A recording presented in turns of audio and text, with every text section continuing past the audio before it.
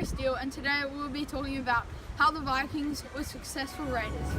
The first reason why the Vikings were successful raiders was because of the surprise that they used for most of their attacks. The element of surprise was helpful for the Vikings because it meant that every time the enemy was off guard and not ready, that it would be easier to attack. This element was used in the Lindsfarne attack in 793 AD.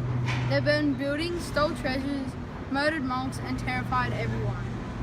Another strategy that helped them with their surprising was that they were good navigators. They always planned their raids carefully so that they were precise.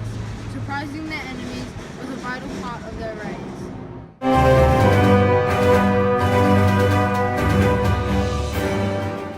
Secondly, the Viking boats were strong, easy to move, and had good speed.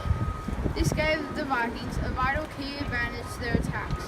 The Vikings used this strategy in parts of Britain, northern Scotland, and eastern England, which was very successful. They made surprise attacks on lonely places like Lindsfarne. Whenever they wanted to surprise attack, they would use their boats. The choice between sail and oars allowed the Norse warriors to row until land was sighted and then proceed silently under sail during the night or in the early morning. This gave their attacks the element of surprise.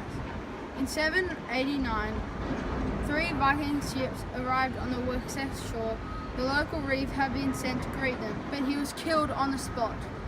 The event was recorded in a short entry in the Anglo-Saxon Chronicle. The Vikings were daring masters of the sea. Their row ships mostly had 16 rows on each side.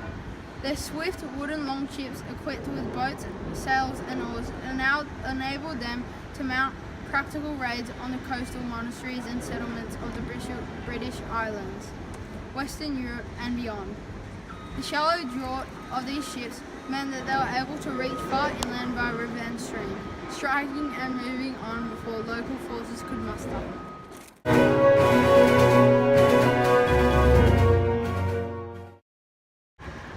Lastly, another important aspect, of course, is that the Vikings were in fact great warriors, who were trained in various fighting techniques from an early age. A good sword was handed down from father to son, but the Vikings also buried their weapons with their owner when he died.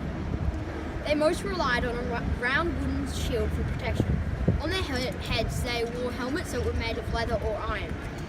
A Viking saying was never leave your swords behind because in the workfields you might need them. Laws of the late Viking period showed that all free men were expected to own weapons. All blacksmiths were expected to provide them for the men. Long-handled battle axes might be used instead of swords, particularly in open combat.